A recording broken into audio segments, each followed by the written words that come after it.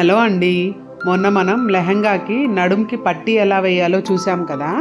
So ఇప్పుడేంటంటే ఈ వీడియోలో ఆ పట్టీకి మనం హుక్ అనేది ఎలా అరేంజ్ చేయాలి అని డీటెయిల్డ్గా ఈ వీడియోలో అయితే ఎక్స్ప్లెయిన్ చేస్తున్నాను.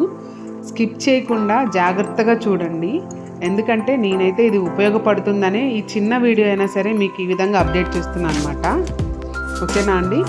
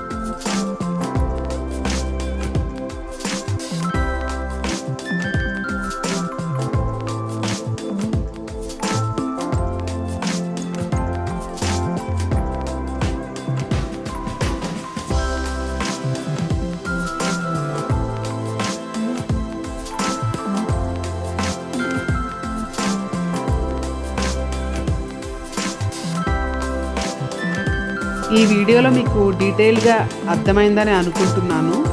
And thanks for watching.